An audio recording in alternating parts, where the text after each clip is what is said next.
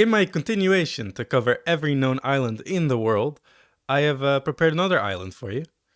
We are still staying in the Arctic with this one, and I'll use this island to explore the history of Arctic exploration, as this island is known for one fantastically interesting story of Arctic survival. This was the ill-fated Andrée's Arctic balloon expedition, of which excellent photographs have survived, which document this expedition. The topic is somewhat darker than my previous videos, so if you're not into that, please be warned now. But without further ado, here I give to you the full history and geography of Kvitøya. Kvitøya is an island that is part of the Svalbard archipelago. It is, however, quite a bit removed from the rest of the islands, as it is in fact the most eastern part of Norway. It lies about 85 kilometers east from Nordøstlandet. This is the closest large island of Svalbard. Kvitøya itself is about 42 kilometers across its longest side. The island is completely uninhabited, with almost no evidence of any human activity, and also little to no plant life on the island. This is due to the large ice cap present, which covers nearly the whole thing, except for a small uncovered rocky shore on the southwestern side, which also contains some sparse moss beds. The island itself is quite flat, but the ice cap gives the island a characteristic dome shape, and its color also the English name, White Island. There's not a large variety of animals on the island either, as not many birds visit it due to the lack of rocky cliffs for breeding. What the island does have is a quite notably high number of polar bears, making it a rather dangerous island, which the three characters I will later introduce learned all too well. Before I get there though, we have a few more establishing details to cover. The first sighting of the island was in 1707 by Cornelis Giles, a Dutch explorer who named the island after himself. Giles Island wouldn't be visited much, however, due to its isolation and a year-round thick belt of polar ice surrounding it. For this reason, the island's exact shape and location were often misrepresented on maps, leading to its reputation as a possible phantom island, meaning that it was thought to be an island that did not actually exist. This mysterious island would live up to that reputation by the amazing story that terminated on it. A major mystery of the early 20th century that would go on to inspire such writers as H.P. Lovecraft. Now, I'm going to introduce a man. His name is Solomon August Andrée. Solomon was a Swedish aeronaut who, in the late 19th century, came up with an idea to reach the North Pole by way of a hydrogen balloon. This ambitious plan gained widespread media attention and significant funding, including support from the King of Sweden. At this point in history, a period that is known as the heroic age of Arctic exploration, there was a strong drive, especially among the northern European nations, to reach the North Pole first. Sweden at this time was behind in this race, and therefore when the news broke of an Arctic balloon expedition, which had previously not yet been attempted, it became a matter of national pride. And so with funding secured and a strong media attention, Solomon began preparations for his journey, which included the purchase of a balloon. This was from a renowned French builder of balloons called Henri Lachambre. The balloon, named the Ornen, or Eagle, had accommodation for 3 people, with the space and strength to carry provisions for a month. It was a hydrogen balloon, which was favorable over a hot air balloon as it has a longer possible flight time. Solomon would recruit 2 others for this expedition, for which there were very many eager volunteers. Solomon settled on Niels Gustav Ekholm, a meteorologist who specialized in the Arctic, and Niels Strindberg, a young student of physics and chemistry, who was also a very skilled photographer. The plan was to launch the balloon from Danes Island in Svalbard and cross over the North Pole to either Russia or Canada, whichever way the wind carried them. The balloon would be very reliant on the wind as the Eagle was difficult to steer. Solomon overestimated the maneuverability of the Eagle, for which he had developed a drag rope steering technique, a technique that would ultimately prove ineffective. Nonetheless, in 1896, the group traveled to the launch point on Danes Island, where a shed was constructed to house the balloon while they waited for favorable wind, which was blowing from the north, the opposite of what they wanted. During their time waiting, Ekholm was able to conduct some tests on the balloon, including its capability of retaining hydrogen. From his calculations, he discovered that the balloon was capable of staying airborne for only 17 days, not the 30 days that was ensured by the manufacturer. This issue would have been noticed sooner if only the balloon had been tested before being delivered, which it hadn't. Ekholm, who became skeptical of the plan, would confront Solomon and demand that a new balloon be made, as the Eagle was not capable of the journey. Solomon, in an attempt to persuade Ekholm of the contrary, secretly inflated the balloon with more hydrogen to throw off any hydrogen measurements. This action highlights a strange and self-destructive behavior of Solomon. Although we cannot certainly say why he did this, modern theories suggest that he may have begun believing his own publicity, and that in his mind there was no way he could stop now. It does appear that Solomon at this point was aware that his plan might not actually work. Nevertheless, he was adamant on proceeding with his plans to the point of deception. To him, he had to go. The favorable wind they had been waiting for would not come, at least not that summer, and since the days were running out, the launch of 1896 was called off. They would have to wait another year to try again. Ekholm would decide against this though and leave the expedition, as he did not believe it to be possible. In his place was recruited Knut Frenkel, who was a civil engineer. Despite his different occupation, he would take over the meteorological tasks of Ekholm. At this time, the younger Niels would also be engaged to his wife, only 8 months before their next attempt. In 1897, the three went back to Danes Island, where the wind was more favorable this time, and on the 11th of July, the shed was dismantled and the Eagle lifted off the ground. The balloon would almost immediately be pulled downwards by the many ropes dangling from the basket onto the ground below. These were the steering ropes designed by Solomon. As the balloon hovered over the water, its basket would dip ever so slightly into the surface of the water. To counteract this, the crew dumped sand from the balloon to reduce their weight. This did work, and the Eagle would rise out of the water. The issue was that now the balloon had lost so many of its steering ropes that the balloon was practically unsteerable. Also, because they had lost so much weight already right at the start, the balloon would rise much higher than planned, to a height of about 700 meters. This height meant that the air pressure around them was much lower, and this would cause more hydrogen to leak out of the balloon. The leaking of hydrogen would cause the balloon to float back to a desirable altitude. They would float for a couple days, during which they would make some meteorological observations and calculate their position.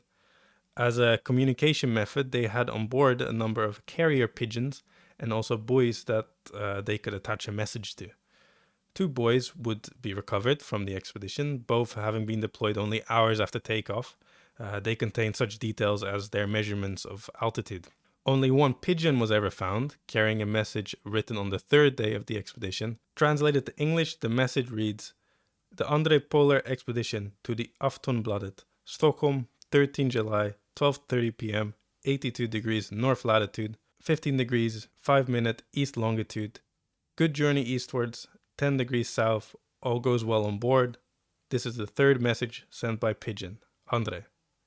None of the 3 messages would tell of the problems that they were experiencing. Another one of these problems would be the collection of ice sticking to the balloon. The crew had underestimated the summer humidity levels found in the Arctic. This ice would weigh down the balloon, causing it to float lower. In combination with the hydrogen that they were losing, there were multiple instances where the balloon was at risk of crashing. To counteract this, the crew would throw all of their sand overboard and some of their payload. This would cause the balloon to fluctuate frequently between very high altitudes and low altitudes, contributing to an increased loss of hydrogen.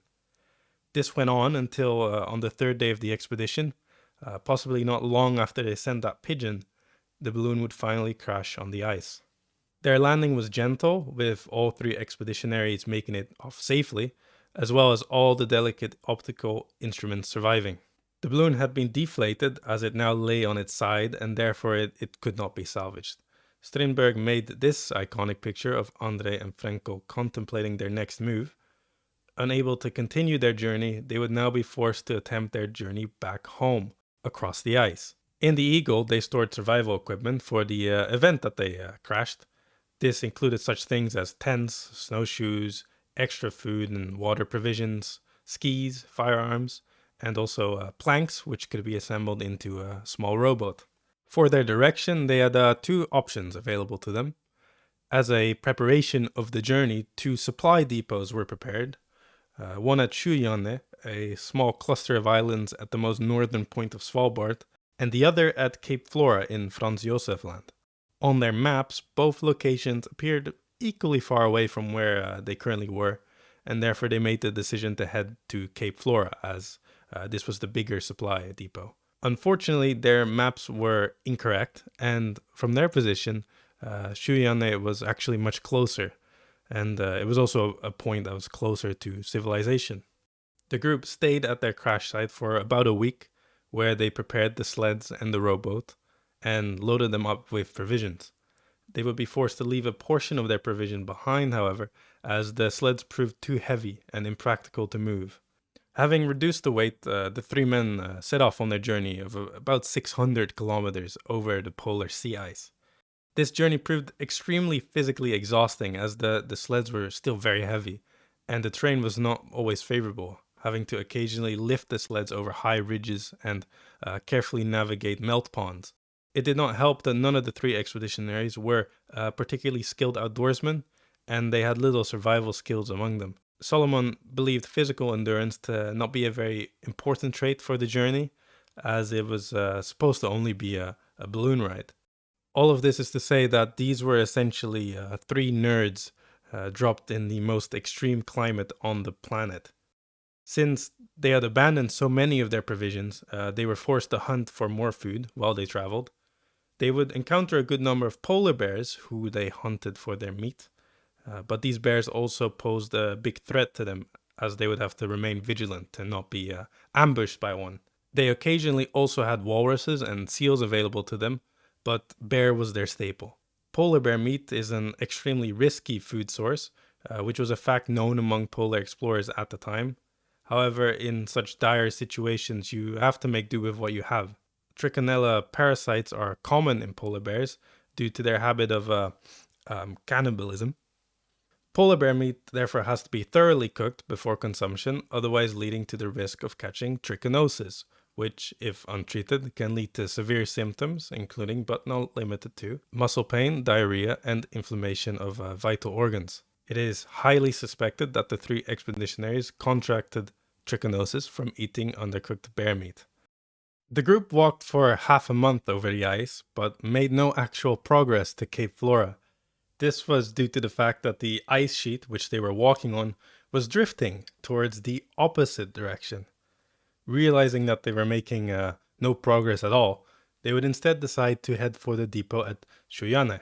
But after weeks of marching towards that direction, the wind changed and the ice would start again floating towards the opposite direction that they were traveling. This all meant that, again, they were making no progress.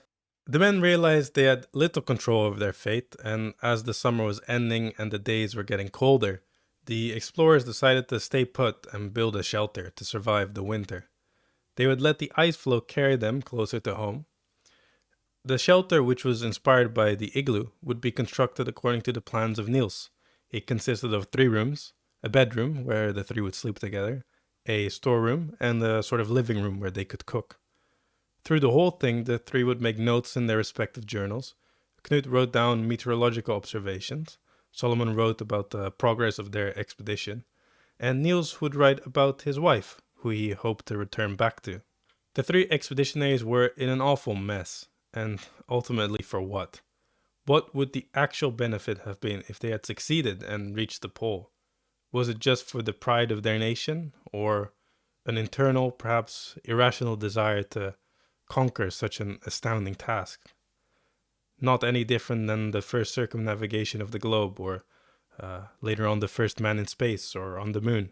Unfortunately for them, they did not have much time to contemplate such matters, as their shelter would not last very long, as the ice below them slowly began breaking apart. This was due to the ice floe pushing up against land.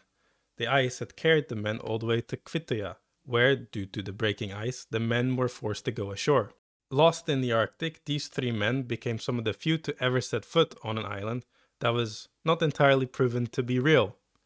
The men would have to make this place their home, but at this point they were in terrible shape, physically exhausted from their journey, suffering from trichinosis, poor nutrition, possible lead poisoning from their canned foods, and also likely suffering from scurvy. Soon after reaching the island, Niels would write his last journal entry. Translated to English, he wrote, "It feels fine to be able to sleep here on fast land as a contrast with the drifting ice out upon the ocean, where we constantly heard the cracking and grinding. We shall have to gather driftwood and bones of whales, and we'll have to do some moving around when the weather permits." Although it's not known how long after this the three would survive on Kvitøya, it probably wasn't for very long. The three would never leave Kvitøya alive. The story of this expedition had spread to the entire world, and so the whole world was waiting for the return of the eagle. But this never happened, and as the years went by, the world did not expect to ever see the three men again. This mystery would captivate many people, as no one had any clue of where they were and what has happened to them.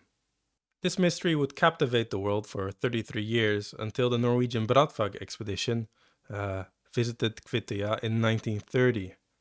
Due to an exceptionally warm summer, the island was now free of ice that typically prevented ships from making it close to the island.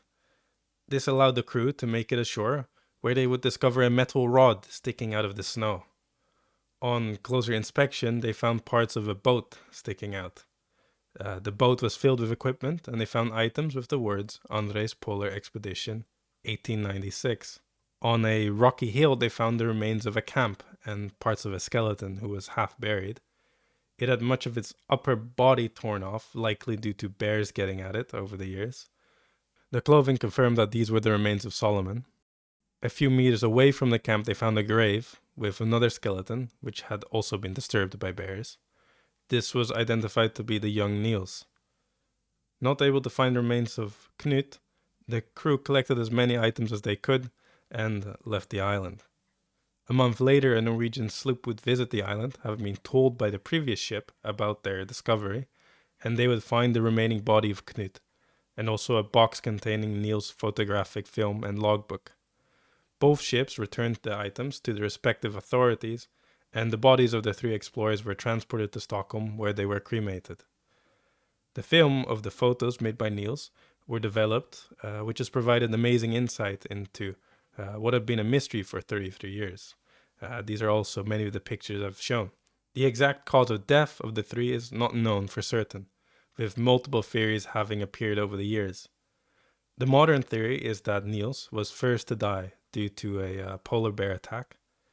It is thought that Knut was also injured in this attack and died not long after from his injuries. This would have left Solomon all alone on a phantom island separated from the entire world. This was his expedition, which had now claimed the life of his two companions.